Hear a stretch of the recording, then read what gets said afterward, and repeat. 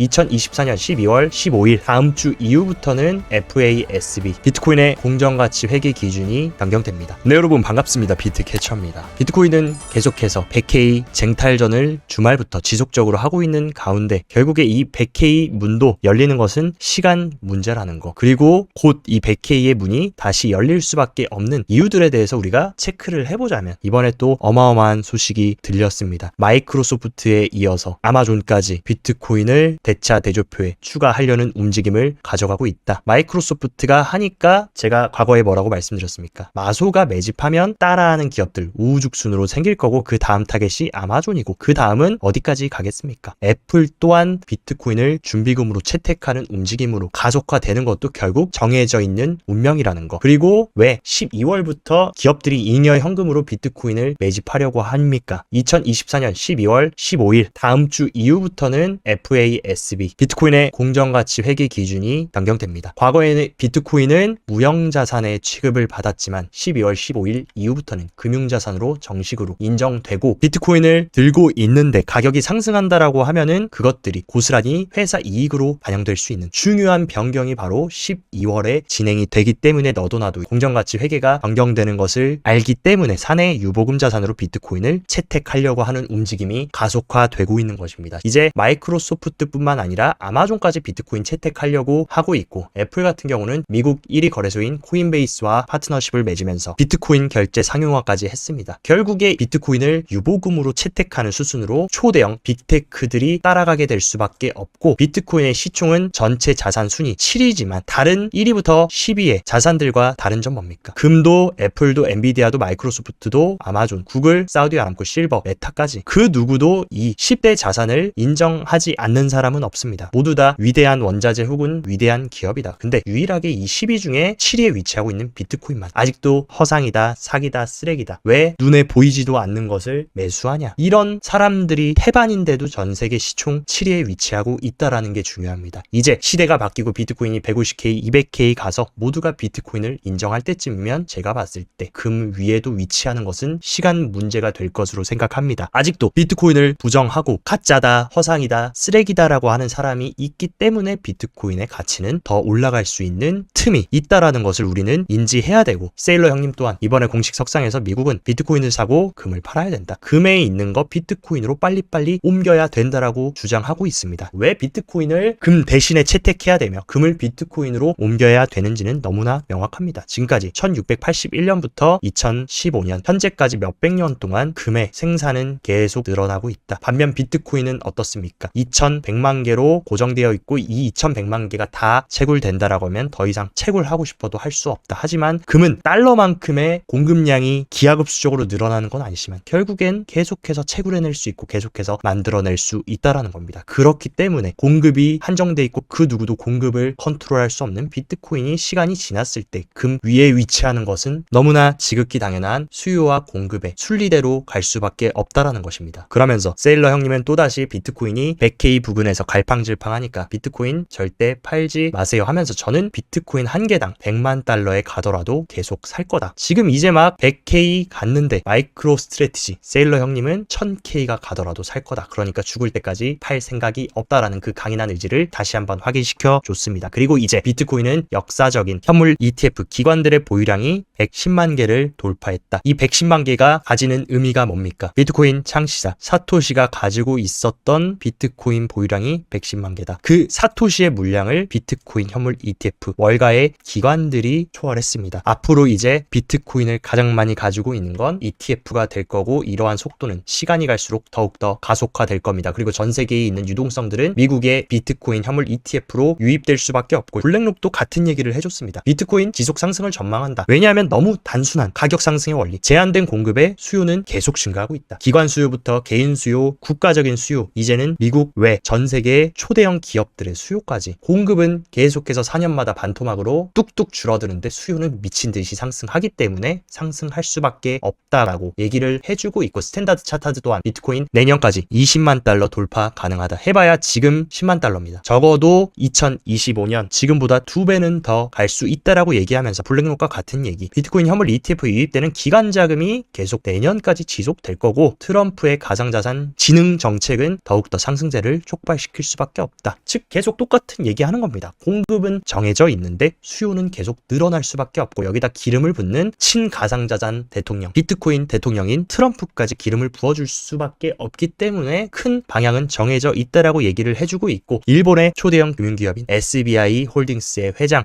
기타오 같은 경우도 여윳돈은 도쿄 도심 맨션에 투자하고 가상화폐에 투자를 해라, 이런 비슷한 얘기 한 거 뭡니까? 마이클 세일러도 얘기한 게 비트코인은 사이버 맨하탄이다. 전 세계 모든 사람들이 가장 가지고 싶어하는 맨하탄의 땅을 사는 것과 비트코인은 같다. 비슷한 일맥상통하는 얘기를 SBI 홀딩스 회장까지 얘기를 해주고 있는 상황입니다. 거기다가 미국의 재무부는 비트코인 디지털 금이며 가치 저장 수단이라고 그냥 월가의 기간 리포트가 쓴 게 아니라 미국 정부가 그렇게 가상자산을 새로운 에셋 클래스로 인정한다는 발언을 해주고 있는 것입니다. 세상이 어떻게 변화하고 있는지에 대한 흐름을 보신다라고 하면 단기적으로 비트코인이 몇 프로 올랐네 내렸네 이런 거에 흔들리지 않는 중심을 여러분들이 가지실 수 있을 것이고, 반면 국내 시장은 어떤 상황입니까? 계엄 사태의 원화는 완전히 붕괴되면서 달러당 1,450원으로 상승했다. 즉 원화 가치는 계속해서 폭락하고 있습니다. 여러분들이 아셔야 되는 거, 원화 표시 자산을 지금은 들고 있는다라고 하면 가만히만 저축하셔도 상대적인 가치가 계속 뚝뚝 떨어진다는 거. 그렇기 때문에 어떻게 보면 비트코인과 스테이블 코인은 이렇게 폭락하는 원화 가치를 지킬 수 있는 새로운 수단이자 동아줄일 수도 있다라는 생각이 강하게 들고 있고, 골드만삭스 같은 경우는 계엄령 여파로 한국 경제 하방 리스크 확대된다. 과거 정치 혼란과 다르다라고 하면서 원화 표시 자산에서 빨리 탈출할 것을 권고하고 있습니다. 그렇다라고 하면 제가 원화 표시 자산을 탈출했을 때 가장 리스크 해칭과 인플레이션을 방어할 수 있는 거는 비트코인이 현재 가장 최적이라고 생각합니다. 미국 주식도 있겠지만 비트코인 이상은 현재로서는 없는 상황이라는 거, 비트코인의 상승률이 증명해주고 있고, 이미 자국 화폐 가치가 쓰레기가 돼버린 나라들은 지금 어떤 움직임 가져가고 있습니까? 아르헨티나 또한 외국 암호화폐 ETF를 주식시장에 개방하면서 적극적으로 자국 화폐 가치가 폭락하고 인플레이션 고통을 겪고 있는 국민들을 살려주기 위해서 적극적으로 크립토 시장을 수용하고 확장시키려는 움직임 가져가고 있고, 체코 또한 의회의 만장일치로 3년 이상 보유한 비트코인에 대한 양도소득세를 폐지한다. 우리나라와는 정반대로 전 세계 모두가 암호화폐 시장에 적극적으로 개방하고 채택하고 장려하는 움직임을 가져가고 있습니다. 이 와중에 탄핵 정국에 의해서 금투세 폐지안과 코인 과세 유예법도 표류 상태가 되면서 오리무중으로 빠졌습니다. 계엄 사태로 인해서 원화 가치도 폭락하고 있고, 여기다가 금투세와 가상자산 유예도 잘 폐지하겠다는데 이런 것들이 물음표가 다시 띄어지는 상황. 하루빨리 국내 시장도 안정화를 찾고 규제의 틀도 명확하게 설립이 되고 구축이 되는 시기가 빨리 왔으면 하는 개인적인 바람입니다.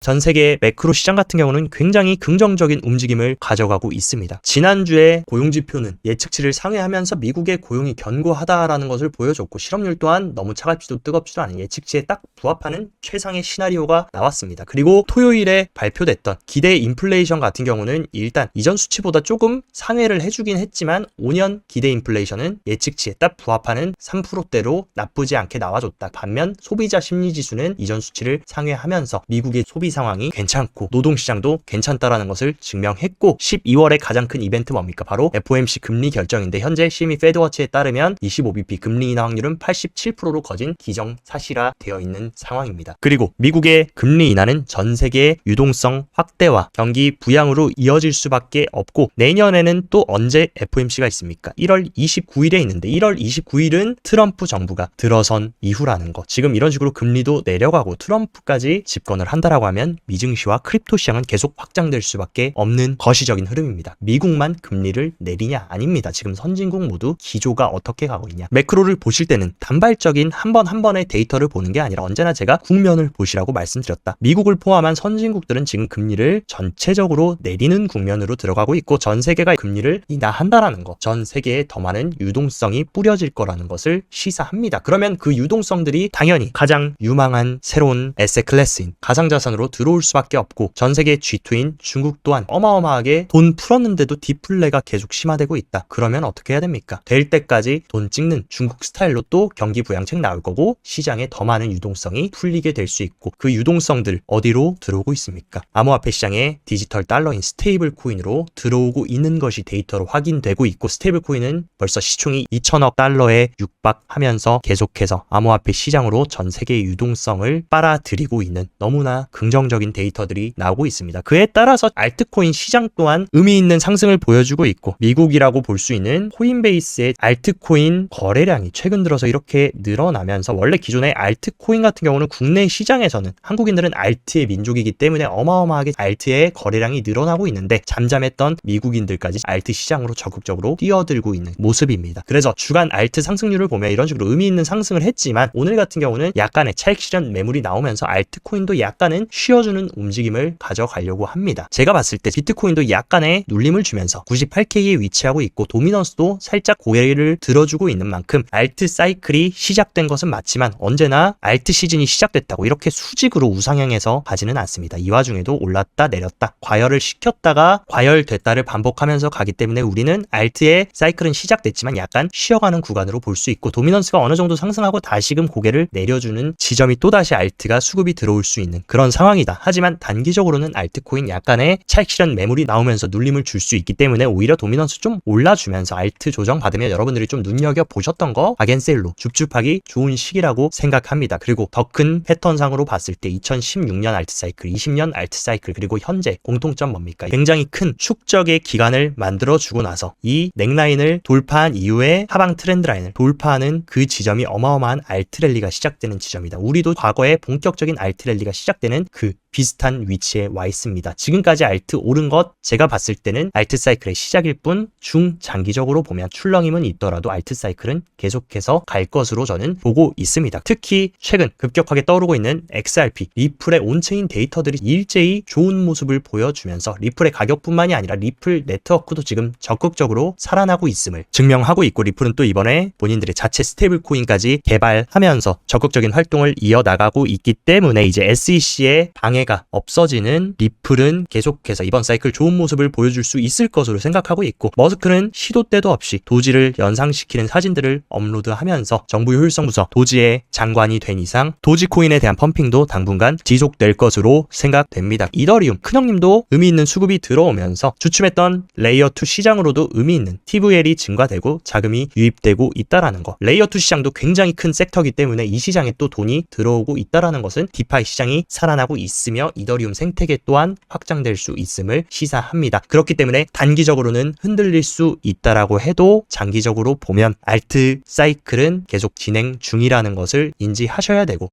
몇 가지 비트코인 온체인 데이터 흐름도 체크해보면 비트코인 가격은 지금까지 계속 올라오는 동안 굉장히 큰 위아래 출렁임이 있었습니다. 하지만 비트코인의 지갑 수는 계속해서 우상향하면서 늘어나고 있다라는 거, 기관 고래들 뿐만이 아니라 전 세계적으로 비트코인을 새로운 자산 클래스로 인정하고 비트코인을 채택하는 대중 채택의 움직임도 가속화되고 있다라고 보셔야 되고, 최근 장기 홀더들이 차익 실현을 하고 있다라고 하면서 고점을 찍고 내려갈 수 있다, 이런 의견을 펼치시는 분들이 많은데, 장기 홀더의 실현 손익 비율을 보면 지난 21년 불장 최고점 당시에 비하면 너무나 미비한 수준입니다. 당연히 장기 홀더들이 가격이 상승함에 따라 약간의 차익 실현을 하고 있는 것은 맞지만, 사이클 관점으로 볼 때 아직 장기 홀더들이 더 큰 차익 실현을 하고 과거의 수치까지 가려면 엄청난 큰 갭이 있다라는 거, 그렇기 때문에 상승장은 지속될 수 있음을 시사하고 있고, 상승장의 가장 기본 선결 조건 뭡니까? 장기 홀더들이 조금씩 차익 실현하면서 줄어들고 단기 신규 투자자들이 들어오면서 비트코인은 엄청난 큰 랠리를 보여줬습니다. 지금도 뭡니까? 장기 홀더들 이만큼 고개 숙였고 신규 투자자들 딱 들어오고 있다. 과거처럼 크로스가 나줘야 진정한 광기의 불장 사이클 탑이라고 볼 수 있는데, 이제 막 장기 홀더들이 고개를 내려주기 시작했고 단기 홀더들도 들어오고 있고, 아직 이 수치가 엇갈리려면 굉장히 큰 뱀이 남았다라는 거, 2차 사이클은 이제 시작이라는 것을 시사하고 있습니다. 그리고 어쨌든 비트코인 가격이 횡보하고 출렁거리더라도 거래소의 비트코인 유출은 계속해서 강화되고 있다. 거래소의 비트코인 유출은 기간 혹은 고래들의 매집과 축적으로 이어진다라고 자주 말씀드렸고,